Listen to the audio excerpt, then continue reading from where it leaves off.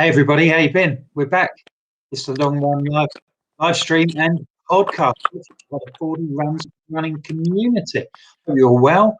Hope you're not getting too cold and too worried about the dark. Now the clocks have gone back and there was a frost this morning and plenty to think about and how many layers you're going to wear when you're going out and if you're going to go out at all and all that sort of business. But don't worry about that now. It's 7 o'clock, it's Friday night, so what more would you like to do than just sit and listen to us have a bit of a natter about all things running? All sorts of stuff's available. We have a massive show tonight, loads of people in the house. Toby's here he's back. I don't know where he's been for the last sort of 3 or 4 weeks, but I've made it back. We found him halfway up a mountain, believe it or not. Yeah, well, perhaps we'll talk about that a little bit later, Alan. Okay. We'll have a little bit of a chat about that. Some folks went up a mountain this week, so we'll have a chat about that.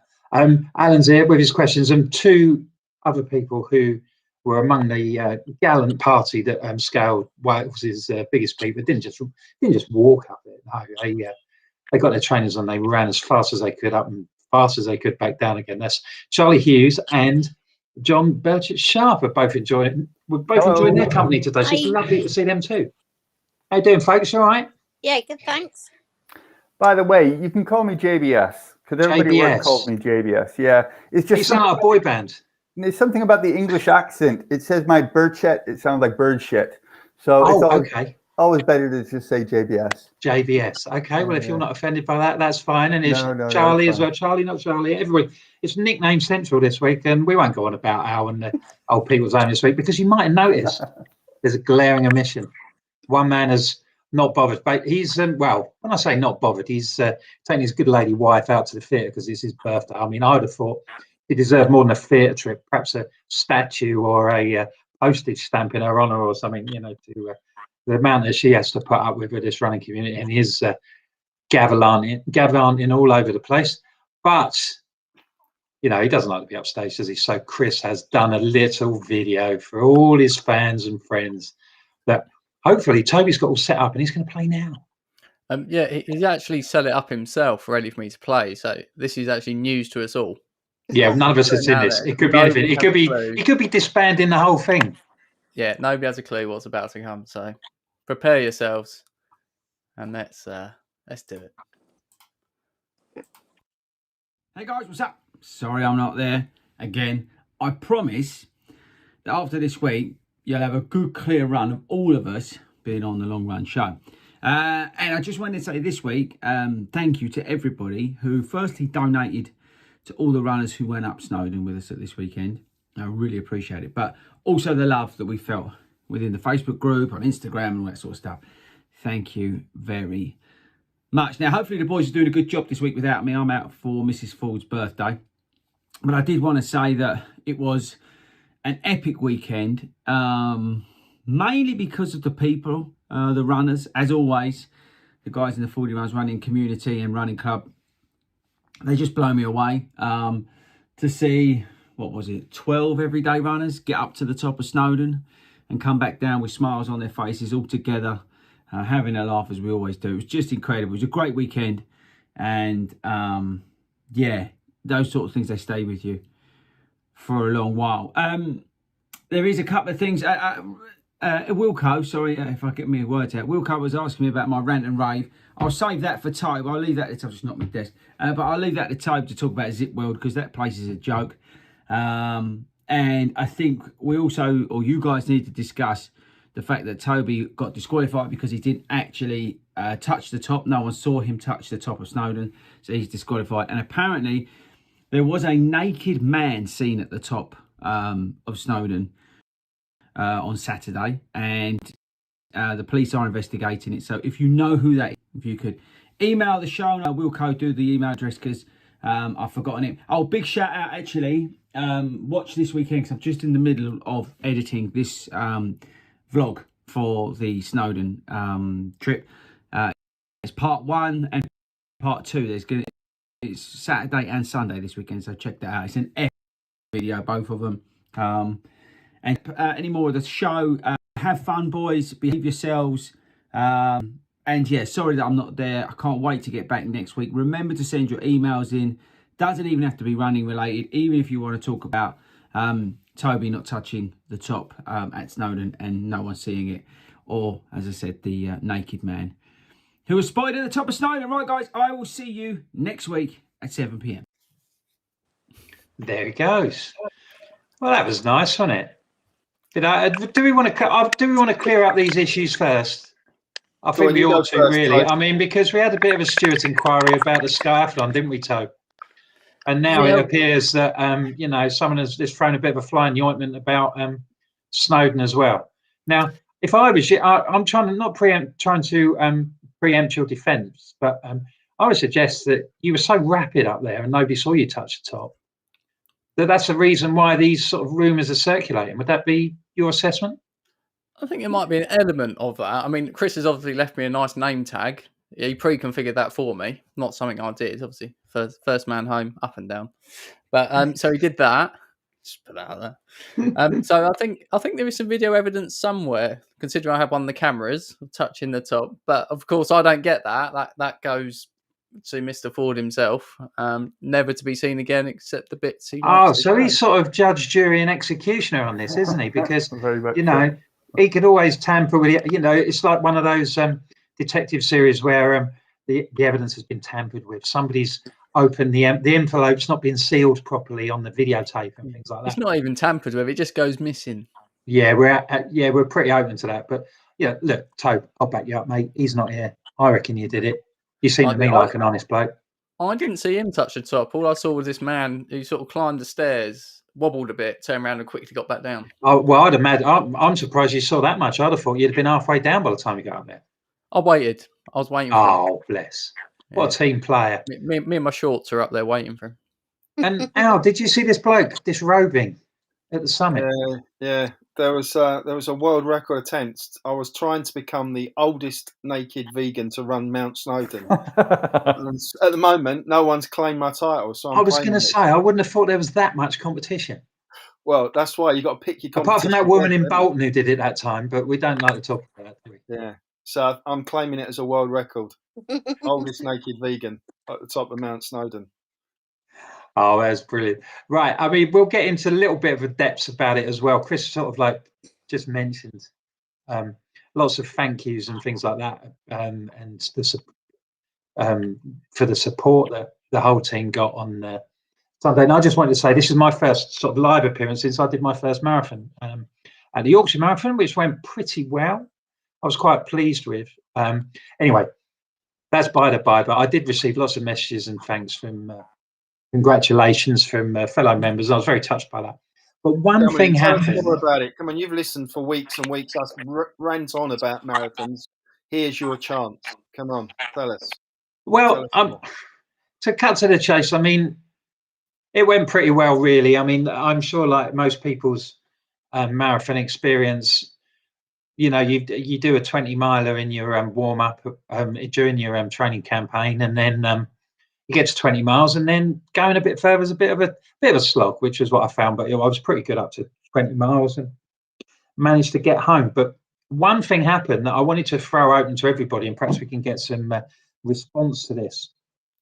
That when I was out on, it was in York. It was the York Marathon, but you don't spend too much in York. You do about 2 miles in the middle of York, and then head out into the beautiful countryside, which obviously means it's a bit hilly. But you know, it's nice places, and there's some nice houses, people living in the middle of nowhere, and things like that. And I was coming across it was about the 17-mile mark, and as I was running along, there was sort of like a few people crowd and all this sort of thing, and this guy walked in front of me with his wife and 2 kids who were sort of like about 8 and 10, that sort of age. And I looked at him, and I realised it was former England and Spurs goalkeeper Paul Robinson, just crossing the road, just out watching the race with me. So, of course, you know, me in my sort of like half punch drunk state after 17 miles, just looked at him, pointed and went, "Robbo!" And he went, "All right." And he just crossed in front of me, and I carried on running. So what I'd like to know from people is, have you seen any famous people while you've been out doing a half marathon, 10K or anything like that? Now, there is one caveat. We don't text in and say, well, I did the Great North Run and Ant and Dex started it and I saw them. That doesn't count. But it'd be great to know if anybody got any sort of contact from anybody who's famous, who just happened to be watching, or you were running alongside as well. That'd be really interesting to know. So Ian, I've got a question. I thought you said it was someone famous. he was an England goalkeeper, man. How many caps have you got? I got a few up on the side. Yeah, I bet you have. Not proper England ones though. No. But yeah, so runs, I mean, 40 runs. It was a bit. I had a bit of a double take because obviously he wasn't in his England kit at the time, so he wasn't in his work clothes. But yeah, that took me back a little bit. But yeah, it was great. Yorkshire Marathon, quite quiet in places. It was a well-run event. It was very much it was the first event that I've done since COVID that was like the ones before. Before the pandemic, where we were in big groups and we just went, I was in wave 4 of 5 and everybody just went through the line. So yeah, it was great. It was a good experience, although I did have one terrible moment when I had the onset of a cramp attack 150 yards from the line, which I just sort of, I reached down and reached my calf and I thought, oh no, and then I could hear gasps in the crowd, people, and then I'm thinking, this is it. I'm going to be that bloke on YouTube. I'm going to be the one who's crawling over the line. But I just managed to keep it together and got through in just under 4 hours, 48 minutes. So I was really pleased with that. It was nice to get one with a 4 in the front. Excellent. So, and anyway, you don't want to hear me hanging on about this sort of thing. It's not about that, is it? We want to move on. That's all ancient history. That was 3 weeks ago. We want to know what happened last week. So I think it's time that we got to the bottom of the episode of Snowdon, and we talked to Charlie and JBS about their experiences of it, and then Al, you can obviously add. Al and Toby, obviously, feel free to add your observations of what was going on, and things like that, and we'll keep together a few of the. I see there's a few famous faces dripping in on the comments, so we'll come back to those in a bit later. So, Charlie, how did you get roped into this? I roped myself into it, to be honest. I see it come up on the group, and I was just like, yes, that's a challenge I'm up for. It wasn't anything I'd ever done before, and I just thought, yeah, I can do that. I can get to the top of Snowdon, no problem. So signed up. So, I mean, have you got any sort of mountain experience, or what about your running? What sort of running experience you got? I've done London several times, marathon, a few halves, a couple of 10Ks. Never done any trail or mountain running at all. And to be honest, I didn't do any training either. Just sort of rocked up at the bottom of Snowdon and thought, yeah, let's go. And what about you, John? Oh, I saw it. I saw it, and I thought, oh, great challenge to end the year. So I just signed up. I had my 35 quid in. I got my site set up, and I was just, yeah, that was perfect. I started the year with a crazy challenge. So I thought I'd finish it with a. So what was your crazy challenge at the start of the year then? Oh, David Goggins did an international thing called 4x4 by 48. I don't know if you've heard it. You had to do you just want to tell people, what's involved? I mean, David Goggins, I'm sure people have read his book. He's a, yeah, he's a kind of motivation sort of fellow, isn't he? Yeah, he has a way. He has his stick, and you get used to it, or you don't. You don't like it. But no, basically, I don't do charity a lot, but when I do charity, it has to be a decent one. So it was just a good thing, and I got one of my boys. I got 3 sons. I got one of my boys. My youngest is at university at Lancaster, and we kind of did it together, but remotely. Just linking up by phone. So I'd make sure he was up. And because the tough thing about that challenge is you have to do 4 miles every 4 hours for 2 days. So the sleep's very, you don't get a lot of sleep.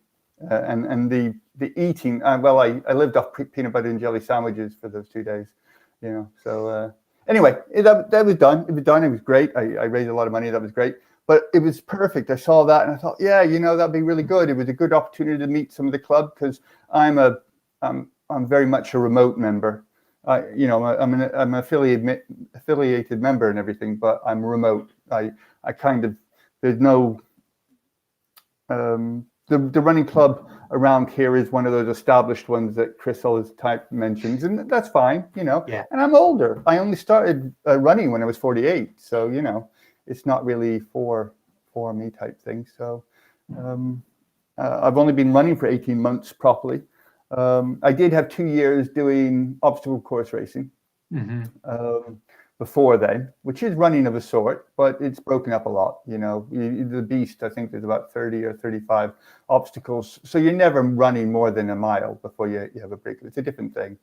But I'm arthritis in the shoulders and things like that. So I'm making the transition to road, Right. Yeah. Calm down, mate. Yeah. Well, you don't want to go mad, do you? Well, just run up the biggest mountain in Wales. That would be best. Yeah, it's a good place to start winding down, isn't it? Oh, we've got to mention Penny, by the way, because talk about hardcore. She didn't just run the mountain. The following day, she does a half marathon. I mean, smiling all the way. So I know, I think you're there, but well done. Just there we go.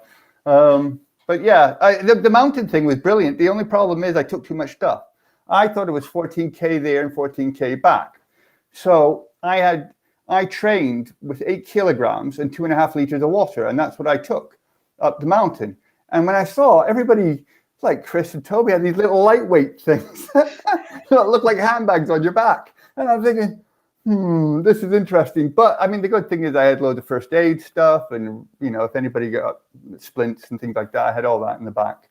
I had the full kit and caboodle, practically attending there. So I did have a bit of a moment when you told me it's 14K up and down. I was like, that's not what I was expecting. Yeah, no, see, yeah, that didn't say that in the brochure, did it, mate?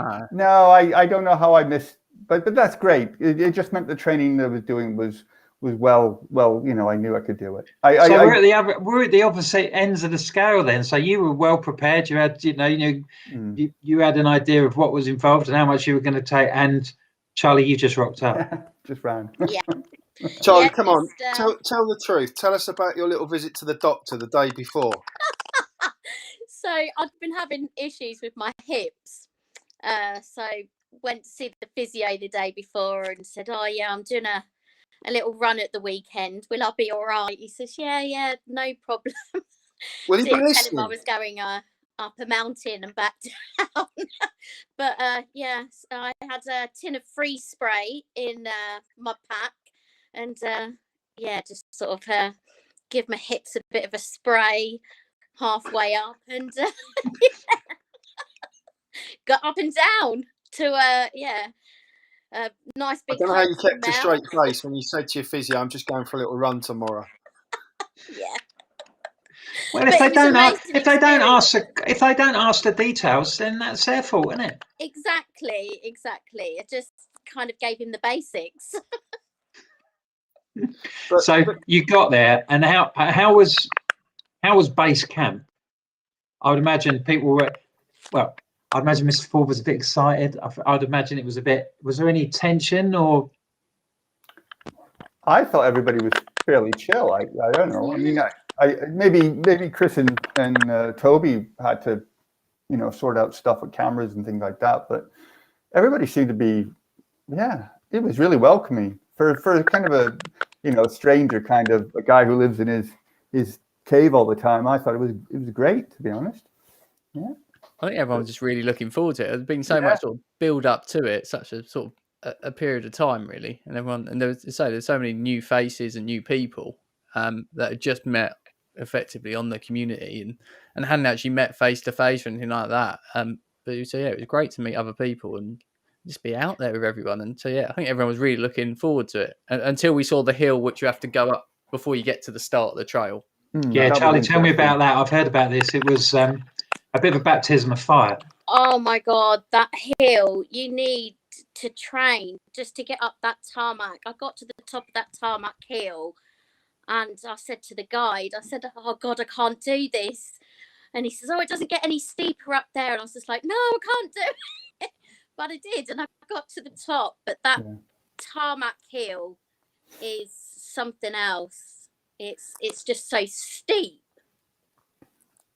And Tobe, you know, this is only 2 or 3 weeks after the London Marathon. You know, we may like the fact that, you know, you got a decent time. You know, you were hailed as an absolute hero for cheating and for getting up there as quick as you did.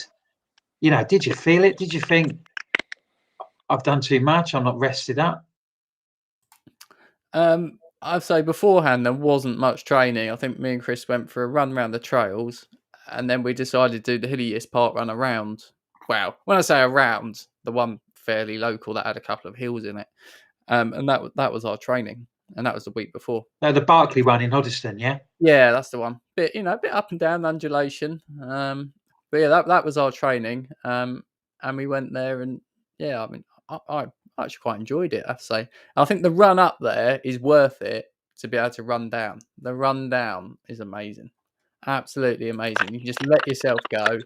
Don't have to think about it. Dodge a few people. That's part of the challenge. But it's, great fun on the way down.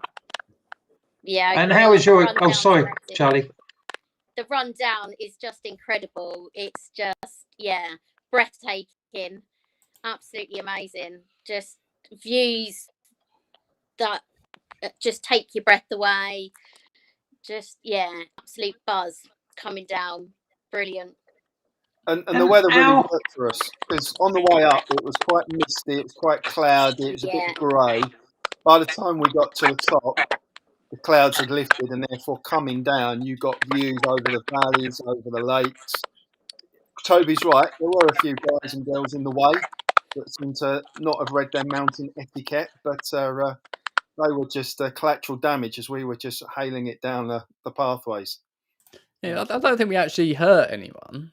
Just putting that out there. There's no collateral. Like tempting bowls, wasn't it? The way they scattered. It was close. Through the middle. It was close. Over the path. Yeah, it was close. There was a few people that didn't realise that seeing a couple of big people running down a mountain towards them, they needed to move out of the way. That was a little bit. We had a few interest because we came just behind you and Chris, and it was interesting. We had a few parties that thought they could just be pins.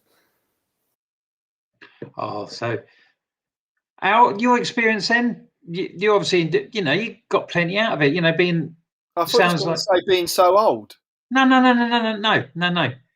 I was just saying that I was just going to do it as a sort of like in your approach to life. Your years, your veganism and all that sort of thing. Not taking the mick or anything. Like the way you're obviously in tune with it. You find yourself in tune with the natural world and things like that. The first observation, I think the cafe was closed on the way up, and by the time we came down, the queues were horrendous. Yeah, they were. Yeah, that was a bit of an oversight. Yeah. I thought, talking to first of all the guides, I think it was Ross and Kat were brilliant in terms of encouraging us and just reminding us that actually it's a bit of a challenge, particularly when you can get such changeable weather. We saw it change for the better. But, I'm sure you guys were very conscious that those last few hundred meters, the wind really took off. It suddenly got biting cold. And John, you made reference to the fact you took all the gear. What's really frightening is there were people heading up the mountain as we were coming down. Nothing. Looked like they were going for a stroll around. A cardigan in a pair of jeans. Yeah, I saw it. I just thought, and you can understand how people get into trouble. And Kat was saying, one of the guides, it can take 4 hours to get mountain rescue out, and they're doing that 3 or 4 times at the weekend, which is really scary, really, when you think, going unprepared. It was an amazing experience, though, wasn't it? Yeah, absolutely amazing experience. And it was good to do it as part of a team. I'm sure it'd be awesome to do it on your own or in a couple or whatever, but to have that camaraderie of encouraging everyone to the top, meeting at the beginning and then, seeing everyone back. And we had to be counted in. So the guides made sure 12 of us left and 12 of us came back, despite Chris's efforts to shoot off and stuff. Yeah, I'm sorry, Charlie. I didn't wait for you to get back down, but I really needed to get back to see Strictly with the wife, you see. So I'm being honest. Not a problem. I had a very warm welcome when I got back, which Excellent. was amazing. Did you find it hard going then, Charlie? Going up, yes. Coming down was just amazing. Like, it was absolutely worth it. I think I struggled till about halfway to the halfway house. And then I was like, sod it, I'm getting to the top. I'm going to the summit. And Ross got me up to the summit, and it was just the most amazing feeling ever. It was incredible. Coming back down, I guess you could say we did cheat a little bit because the tram didn't go all the way to the top. So we came down the side from the summit and ran back along the tram track. So it wasn't so bumpy. We didn't have people in our way. Yeah, I thought, that'd be a good running track. I think it'd be a bit longer, but that looked real smooth. It was very smooth, and it was nice because, you didn't have to stop or dodge anybody, but you still had those incredible views. So we did that all the way down to sort of, I think, 3/4. Yeah, it would have been 3/4 of the way up when the tram stopped. So we did a good distance back along the tram track, which was incredible. So I'm going to ask you, all four of you, to give me one piece of advice that you would say to people who are contemplating on embarking on a similar challenge. So Charlie, I'll start with you. Don't underestimate yourself. If you want to do something, then you can 100% do it. Al? Don't take your top off 3,500 feet up a mountain. It can get quite chilly around the old hip. Oh. John? Right. If you see a steep tarmac road, take it easy. Don't blow yourself up. And Tobe? I think all runners wear shorts. It took him nearly an hour to get into it, but he did go up in shorts, allegedly. Although he didn't make it to the top, did he, guys? Well, we've only got his word for it, haven't we? Yeah. I mean, that's a great thing. Al, have we got any comments? Have we got a few famous people or anything knocked about? Well, we've got Penny on and Mel. So big shout out to Mel, who was part of the gang. She was trying out her poles for the first time, so we were a bit worried about how that would play out. But apparently, thumbs up to the poles. And we're not talking about Latvian type poles. We're talking about running poles. Slovakians, mate. They're our favourite. Slovakians, there you go. No references to Eastern Europe. In terms of famous people, we've had a shout out for Frank Bruno from Big Fletch. I think I saw him at the same big half. I was lucky enough to spot him in the distance, so it gave me time to get a few choruses of Bruno, Bruno, as I went running past him. And actually, this year, although I probably wouldn't say it because we don't do politics on this show, I did actually hand out a bottle of water to Matt Hancock. Did you? This year. What was it? Oh, just water, was it? Well, I couldn't possibly comment. I've signed an NDA. So did he say thank you? He was just grateful for someone, looking out for him. I think a friendly face. Yeah, like that. Yeah. So, hey guys, can I just mention something? Yeah, sure. Go ahead, John. Sorry, Al, sorry to interrupt. Just answering, I saw a question early on from Ray, and before it goes, he's going to do his first 20 miles, and he was asking about water, how much water he should take. Now, I'd say at 20 miles, he's 158 pounds. Well, I'm about 195. I take about 1.5 liters. So I'd say 1.5 liters to a liter is probably fine for 20 miles. Wouldn't you guys say? Well, I mean, it's obviously depending. If Ray's in LA, it could be a lot hotter than it is in Hertfordshire. Yeah, that's true. But early winter November, there, so that's obviously going to have a bearing as well. It'll be about 15 centigrade over there now. It is winter time, so 20. It's still kind of chill over there now. Oh, if you're the bladder man, come on, what do you do? How big's your bladder? 15 centigrade. 15 centigrade. It's about our summer, isn't it? Yeah, it is. 15 to 20. It'll peak about 22 in their winter. If he's done in LA.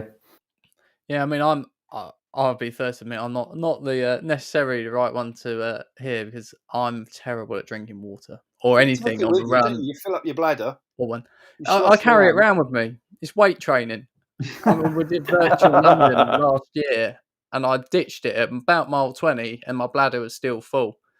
But luckily we had some people en route. I said, take this, and it weighed about a ton. But yeah, you'd want a good say litre and a half definitely but it's keeping with what you're trying as well, and especially if it's a training run, it's a good point to sort of measure how much you're going to use and whether, because you can obviously overhydrate as well. That's a big issue, isn't it? But like everything, Ray, I would suggest that it's about you have to experiment and you have to see what works for you. So all these sort of training methods and things like nutrition and hydration and things like that, invariably it depends.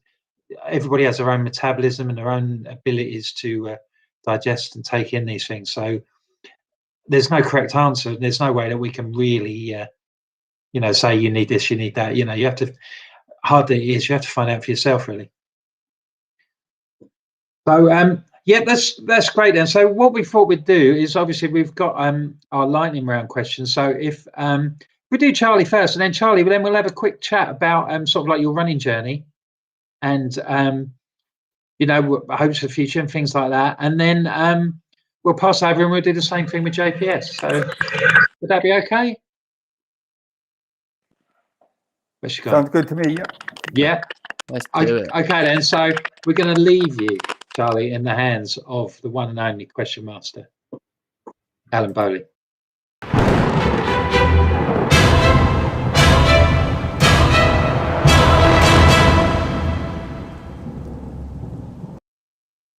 Welcome back, Charlie. Welcome to the lightning round. Don't worry, you know the answers. There's no trick questions. But I'm going to rapid fire them to you, and you just come with the first thing that comes into your head. Try and make it sensible and clean if you can. Right? So, bucket list race. Which one? Chicago Marathon. Chicago. Have you put in the ballot for this year? I certainly have. Cool, yep. Well done, good luck. Pre-race breakfast. Oh, porridge and a banana. All the way, is it? Yeah. Favourite distance, other than running up mountains? Half marathon. Yeah, it's pretty standard, that response. Okay. Favourite brand of running shoes? Nike. Okay. Ketchup or brown sauce? Oh, ketchup all the way.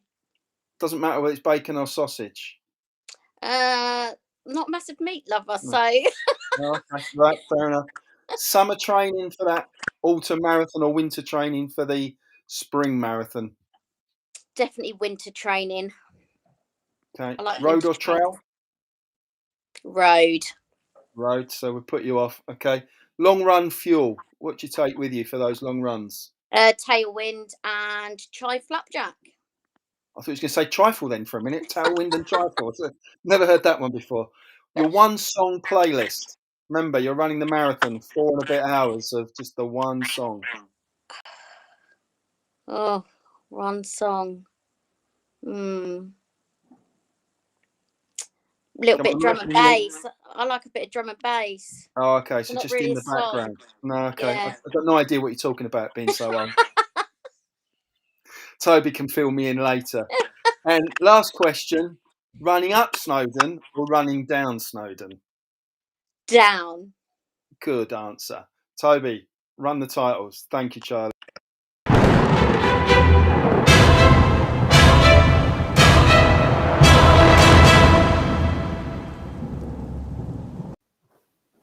Thanks for that, Charlie. I'm trying to marry up the doing a long run to drum and bass. I can see you sort of like doing some sort of like 300-meter intervals or something like that. But, keeping that up for 10 miles, I would imagine it'd be a bit intense. I was, when I did London Landmarks, there was supposed to be this rave tunnel, and I was so excited to get to this rave tunnel. Rocked up there, and I was just like, this is not a rave. It was just, I was very disappointed. I like a bit. So you put that, when people were on the feedback form, and they're all saying, "Oh yeah, well the t-shirt was all right, the medal was okay." You're saying you got to sort out your rave tunnel at the 12-mile mark because that is hopeless. Because I've looked forward to it, and it was absolute rubbish. Yes. And also, Chicago Marathon ballot. Now, when's the ballot? Is it all over?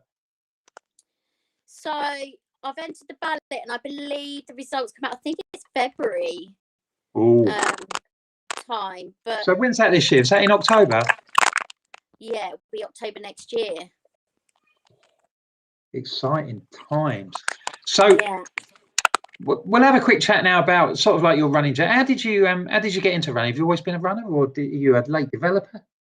I did Race for Life in 2011, and then jokingly said, "Oh, I'm going to run the London Marathon next year." And people's response was a bit like, "Really? Come on, you're not going to run a marathon." I was like, I am going to run a marathon. And I did.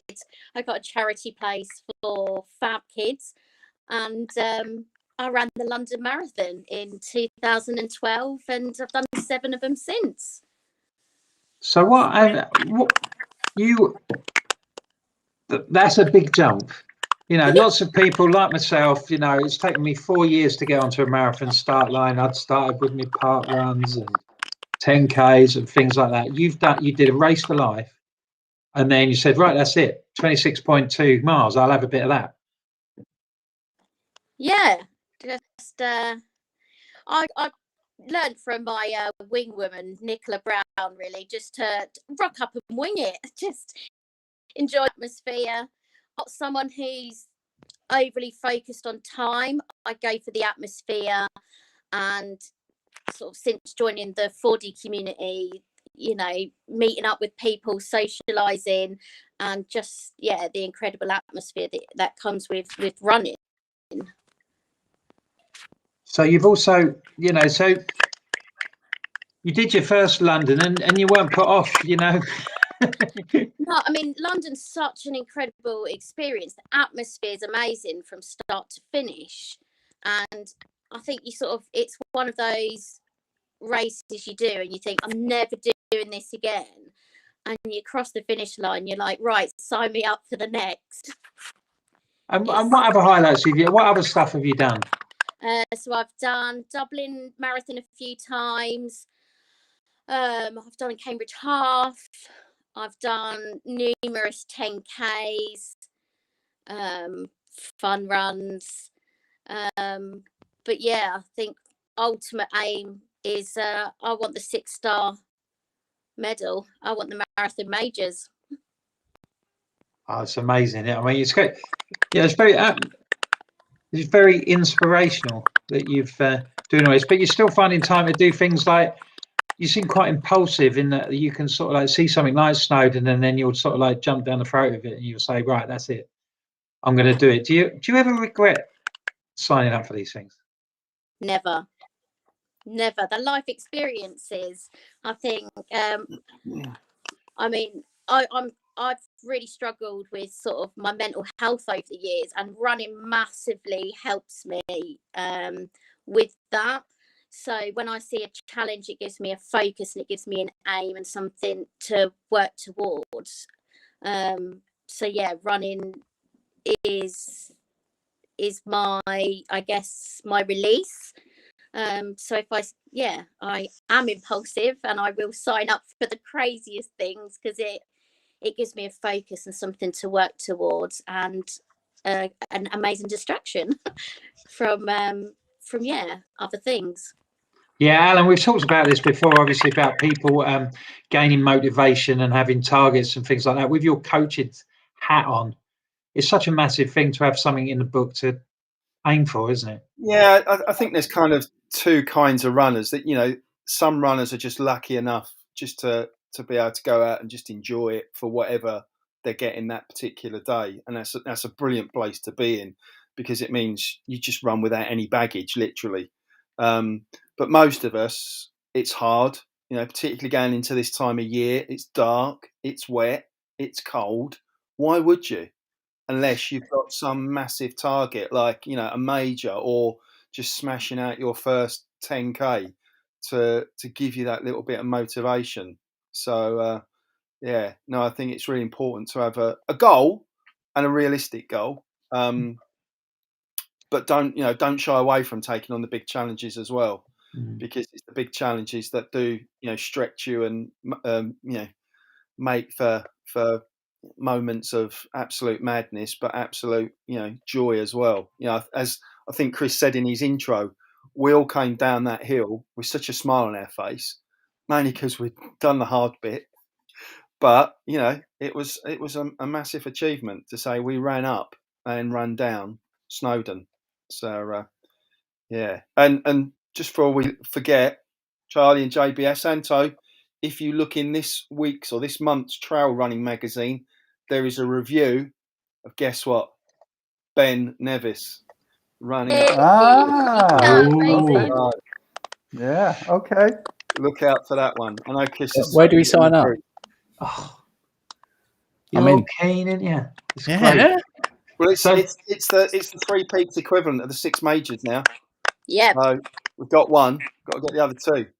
See, this is what this does, isn't it? It becomes you set these targets like, oh yeah, well I want to do a marathon, and then it becomes right. Well, I want to do the 6 majors, or I want to do this one. I want to do London. I want to do.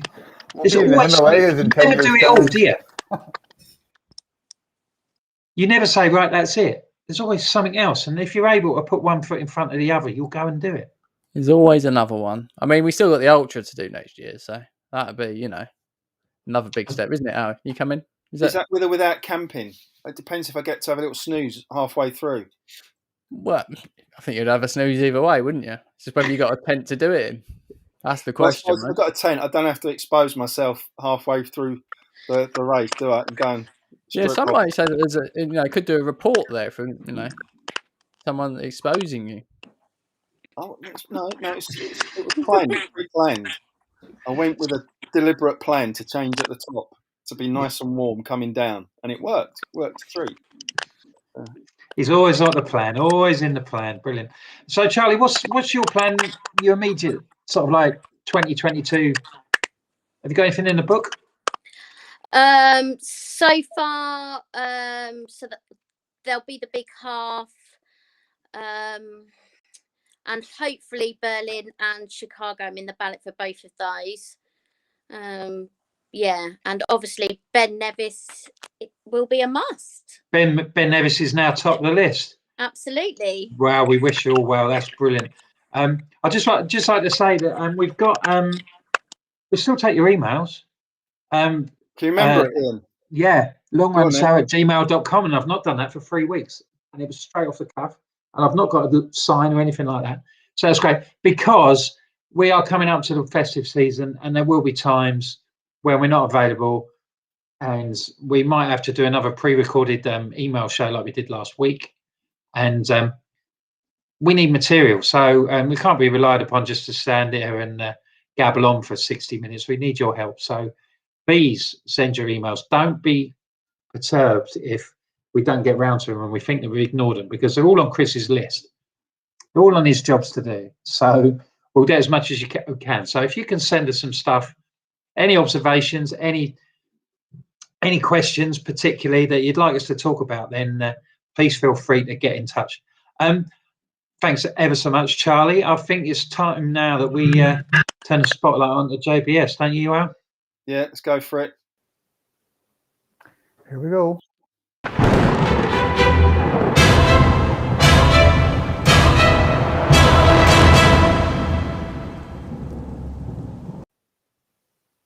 Welcome back, John. And as a regular Right. listener, I expect you to be super sharp on these answers, because you've probably heard. Well, Well, funny enough, I wrote down the answers, but I left the book downstairs. well, I'll help you out by reading them out again, shall I? Yeah. So let's go for it quick.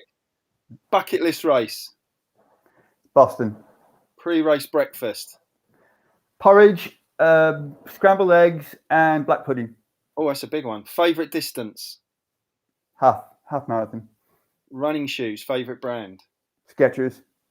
Skechers, I like your style. Skechers. Ketchup or brown sauce? Brown sauce. Cool. Summer training, winter training? Winter. Winter. Road or trail? Road. Long run fuel?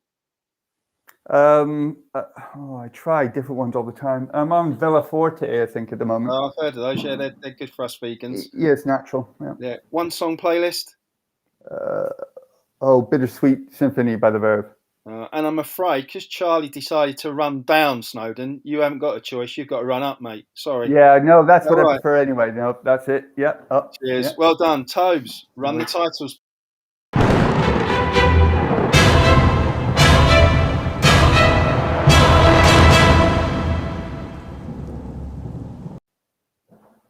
Another Skechers devotees.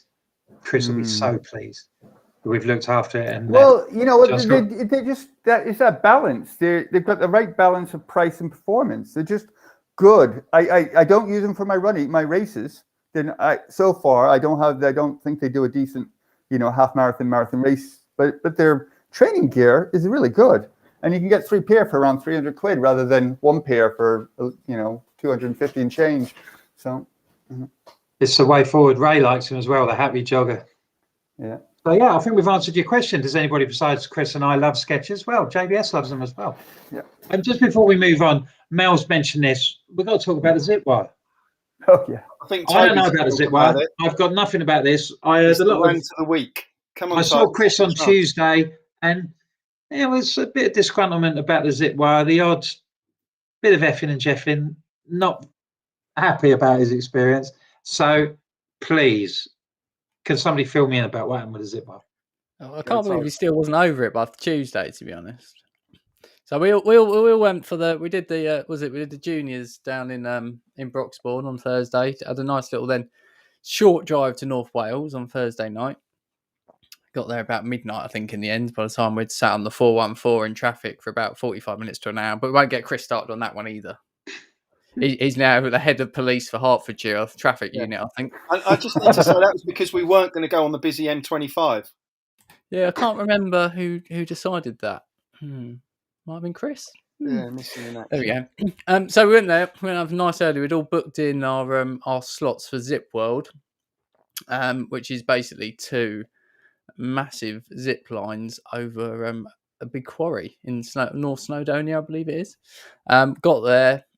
It was absolutely hammering it down with rain. The paths were lakes. Couldn't see anything except the rain being pushed along and the mist in the mountains. We sat around. We registered. We were apparently a 30-minute delay because I had a few power issues. It was quite windy and stormy, given that. Which then turned into a 40-minute delay and then an hour delay. 3 hours of sitting and, obviously spending a bit of money in their caff. I'm sure that wasn't their plan. That we were suddenly told that they had all cancelled everything until 1 p.m. in the afternoon. And as you can imagine, that didn't go down too well. Although we did have to go and ask for that information. They didn't actually come and tell us that they cancelled everything till 1 p.m. I can imagine he was very calm at this point. He was extremely calm. So we went downstairs just to see what was going on. Decided we'd better get a refund there and then because we weren't really sure about the organisation. And it pretty much happened that about 2 hours later, we managed to get our refunds with a scribbled bit of paper saying we'd had a refund and no proper receipts, nothing like that. And I think we're effectively the last people left in there. Everyone seemed to disappear around us and get served around us. But they were still checking people in to go on the zip wire a bit later on. And Mel definitely didn't rub it in that we hadn't managed to do it, and she had. So when was her window? She had it in the afternoon. She was booked in the afternoon. I think she came up that morning. So yeah, she got there and she definitely didn't buy a t-shirt. Oh, so you've booked in the morning. It's been called off. It's all full up for the afternoon. Mel Howes rocks up. Hello, boys. How you doing? Just going to go off and do a bit of zip wiring. She had already done it before she came to see us at the where we were staying. But yeah, the first thing I think she pretty much did was unzip her top and reveal the I've Flown Velocity 2 t-shirt. And I'm pretty fair play to you, Mel. Made a fairly regular appearance. Am I right, Alan? I don't think it was taken off for the whole duration, that t-shirt. It just kept appearing. But Toad, that's the most politest rant we've had so far. So, but it's not much competition, really. Having the 4 under 10-year-olds trying to keep them occupied for 4 hours, halfway up the mountain, in a rainy cafe. So we plaited hares, we painted dolphins, we did all sorts while Chris was trying to get his money back. So it was Sounded like a experience. dream weekend. Sounded lovely. Yeah, definitely. It was Anyway, good, but well, at least you lucked out in the weather for the mountain. That's all So I'm yeah, saying. so if you want a good review of what the zip wire's like round the Snowdon way, drop Mel Hauser a line. She'll tell you. Yeah. Or if you want an indifferent review, you can go and have a chat with Chris Yeah, if you got enough time. which you'll probably be able to read somewhere on TripAdvisor. I think if you check back through the Instagram stories, you might see a bit of the chaos that was happening. Anyway, let's have a chat to John about his running journey. Yeah, it's not a really long one. I started running about 18 months ago. Funny enough, before this show, I was reflecting with the wife about it. Quick thing. Before 1996, I was big into jiu-jitsu and things like that. I got hit by a truck on a local A road, which shattered my upper half and hurt the nerve in my right humerus. So I couldn't move my arm for close to 3 years or get work or anything like that. Anyway, that was sorted. I was lucky enough to get into IT. I was a builder at that time. I was lucky enough to end up in IT, a great company that I worked for. I still work for it today. Took me on, took a risk, and anyway. So I got into cycling. Anyway, the nature of me is that, especially after I hit 35, is that if I don't do anything, I get fat. Okay, not trying to think. It's just me. That's what happens. I get big. So I needed to do something to get things out. I was a club cyclist for close to 10 years. I really enjoyed it. I was out mountain biking with my dad in California. Fell off my bike, broke the arm again. Had to get more scaffolding. Then 2013 it repairs. 2013 I'm doing hill races for a local club. I'm in a local club. I get hit by a car again. Humerus goes. They say, right, if it breaks again, we can't fix it because Al will know. But the nature of the blood flow reduces the more you break. So your bone gets like marble, gets harder, but the blood flows less, which means you can't. And if you can't repair an arm, it has to go. So the wife said, that's it. It's either the bike or I'm gone. I'm not next to. Wonderful doctors in Manchester. Put the scaffolding. You've seen them on legs and stuff like that. Well, they put the scaffolding on, and I had a scaffolding for a couple of years. In that time, I got up there again. I flew up to 17 stone. So to go against that, I started doing gym stuff, and everybody thought I was mad because I've got the scaffolding, but I started doing rowing and all that sort of stuff. My younger sister in California, she's big into the Spartan races. She's won her age group a few times and things like that. So that inspired me, and that's what I started going into, and that's how I got into running. So I did that for a couple of years. I did quite well. I tended 2019 was the last year, and if I look at all my stats, I got to like top 10 for my age group, the over 50s. So I was quite happy with that sort of thing. But all the damage in the arms, one shoulder and the arms, meant that what was happening, I freeze. So it meant, when all the swingy stuff, I can't because my shoulder won't go back that much. It basically meant I had to give him 30 burpees. So I always knew every race I'd have to give him at least 120 burpees. And there's just a time. Anyway, a friend of mine at work, Colin Clegg, he sometimes listens to us. He does everything.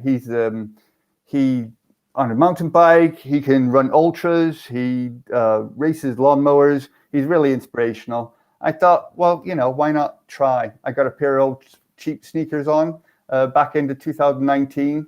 I'd gone to about 225 pounds at this point, which I was laughing with Chris. I was actually heavier then than I was during Snowdon with my backpack on. So anyway, I just got out there and did two things: run, and I got this high repetition burpees thing, military burpees, and between the two of them, so I'll throw out 200 burpees in a session, or I'll do kettlebells or something like that, and I'll just run. But I need to because my metabolism is obviously very slow, and I'm just slowly more getting into running and less into that sort of stuff. Still keeping it up because I want to grow old disgracefully, but and I'm but that's it. I mean, the people on the podcast won't appreciate this, but I can see you now, and you've got movement in your arms, haven't you? Oh yeah. Well, It's all fine. It's well, you'll see. I've got lots of stuff, pins and stuff in it. Yeah. But it's all it's all fine. It's all great for the airport security. Yeah, yeah, definitely. But yeah, no, that's it. So this year, I've done 10Ks and things like that, and I need to set myself real goals. I'm one of those people. It's a little bit like what Charlie was saying. I need to set crazy goals. I need to do stuff that I don't think I can do. Yeah. To ensure that I do it, and that's my motivation. That's my therapy. Yeah. I'm not saying that I need to do because of something, but I need to be driven. It needs to be something, and that's it. That's my thing. However, I do feel lonely sometimes because I'm very secluded in my work and my thing, and I'm just not. So where are you? Where are you stationed? Chorley, Lancashire is where I live. Yeah, it's a lovely area. We live in a wonderful. I call it a bit of an Edward Scissorhand world, but it's a wonderful sort of semi-detached world. It's very pretty and everything like that. But the nature of the work, we all work from home, you see, especially as technical people. So I'm very secluded, and everything I do is very secluded, including my training and stuff like that. So I came across a posting by Chris. Oh, it must have been 3-4 months ago, and he was on about the mental health side of things. Now I won't say I suffer badly from mental health and stuff like that, but it did resonate with me, on all the YouTubers and stuff like that. And there's some people, Ed Buds and stuff that are really cool, but that resonated with me. And I started following you guys, the podcast via there. And I thought, well, I may as well join something because of the affiliation, the thing. And so I started running in your colors. That's it. So this year I started doing that. And next year I've got 3 marathons lined up. So I'm doing Manchester, I'm doing Edinburgh, and I'm doing Loch Ness. Yeah. Well, I'll see you at Edinburgh, fitness permitting. So I'll look forward to that. That'll be great. Yeah. Toad's coming. He's going to smash out about 3.5 hours, so we might not see much of him. So anyway, that's what I'm doing. So I've got my goals. I know my focus, and I know what I want to do. And my thing is, well, I'll shut up and wait till I do it, and then you'll hear about it when I do it. So how is so you said you're relatively new to the community. How is the sort of like links and how's that helped you tick along? Oh, it's good. Well, I'll tell you what I like about it. I'm a bit of a people watcher, obviously, being in a thing, and it's good. But hearing other people's motivations, that gives me the motivation, or at least it makes me feel like I'm not alone. You know what I mean? I mean, like I said, there's Colin. And Colin's very motivated and stuff like that, but it's just it's different because we're work colleagues, So once that time finishes, we go off our own ways. So it just basically allows me to have sort of a Billy No Mates has a bit of friends, I know that sounds weird, but you know what I mean. It just hopefully we might need to have connections. That's for sure. There might be a few people in your area up in Chorley or Preston around that way. That might be. Yeah. I mean, the thing is, I'm happy in my own company, so that's fine. And if we have a year or two, I know there's 1 or 2 of us in Bolton and stuff like that. Then maybe I will push for getting one of those local affiliated clubs. For right now, though, I'm being completely selfish. I've got my goals. I've got what I want to do, and this way I can come in like the Snowdon climb. When it's matches up, everything matches up. And when not, I can go back and I go outside my door and the world's my track, and that's the wonderful thing about running. That's great. That's brilliant. It's lovely to hear your story. And I hope, it's action packed, but you've found your way over, through some pretty traumatic experiences. I guess so. You seem very positive person, frame of mind after whatever, that it maybe was it. You think you would have? Well, it's impossible to say, I suppose, whether you'd still be the same had it not been for having these incidents happen. Well, the accidents, yeah, exactly. I mean, it's all. I don't know, being a fatalist and stuff like that. I'm not very religious. I do read a bit of Stoic stuff, so it is. I kind of take it on as it rolls, you know. That's it. And I think we all do to a certain extent, don't we? We just, you know, you that whole thing about life gives you lemons, you know, lemonade. I'm a big believer in that. That's all. Anyway. Well, thanks ever so much for your company. So No I worries. take my Thank you hat for off the to invite. all four of you and Chris and the other. Yeah, if I had a hat on, I'd take it off to you. The other 7 people, I think it was there 12 of you who went? Do you want to get 12, so? yeah. Can you remember? Al, can you remember off the top of your head so we can give them a roll call? So there was Mel, there was Venetia, there was Hannah, there was Simon, there was Penny. us four, Penny. I've forgotten someone. It's a bit like Chris, the dwarf, Chris. isn't it? There's Oh, a double Chris. Chris. Oh, the other Chris. Chris. Yeah, there was 2 Chris's. Two Hannah. Chris's. Oh. Yeah. So Yeah, well, you know, we're all very proud of you. It was a great job, and you raised plenty of money for transition. Great. So, thank you, Charlie. Thank you, JBS, for coming on and sharing and telling us all about it. Please, you know, feel free to come back and see us again another You're time. welcome. It was lovely to see you. Mel shouting Carolyn. I just want to say, yeah. I was in trouble there. You've had a mare. I've got a It spare was all room. going so well for the first hour. Oh. See, this is what happens, you see. If we go past an hour, he turns into a pumpkin and his head I goes should to be mush. locked up at 8 o'clock. Yeah. So we might not see Al next week. So we might have a vacancy for a question master. So we'll have to see. So, Charlie and John, thanks very much for joining us. And thanks for everybody for listening again. Remember Pleasure. that if Thanks you're for the not invite. able to catch us live on either YouTube or Facebook at 7 o'clock on Friday, you can pick us up later and take us off on your long runs by downloading us at wherever you get your podcasts on Spotify, Apple, all the Amazon, all the people, you know, particularly people in Slovakia. If we can boost up and get up to that #1 running podcast spot, then we'd be very grateful for that. But also, you know, it's great to hear from everybody. Thanks again. I said it earlier. Thanks again for everybody's best wishes you sent me after I did my marathon. I found it a bit slow going for the last 2 or 3 weeks, but I think next week I'll be back in the game and fighting fit and back on the trail to do it. So thanks ever so much, Toe. Thanks for all your help, mate. It's lovely to see you. We'd all thought you'd been arrested, but here you are. Back I again. don't know where I was, You haven't mate. got a tag or anything. What? You've not got a tag or Tag. anything. No, that's why I had to wear the shorts, just to prove it. Great to see you, mate. We'll see you next week. Al, we'll see you next week as well. I don't know what we're going to be talking about next week. Chris will come up with some sort of idea on Tuesday, and then we'll meet up again here, 7 Or o'clock the on emails. Friday. Maybe go So- through some emails. Yeah, we might even find some emails. Send us your emails, please. longrunshow@gmail.com. We would love to receive them. And eventually we might get around to answering them. You never know. So thanks ever so much for joining us again. We shall see you again next week at 7 o'clock. Thanks very much, everybody. Run the credits. Cheers, everyone. Bye.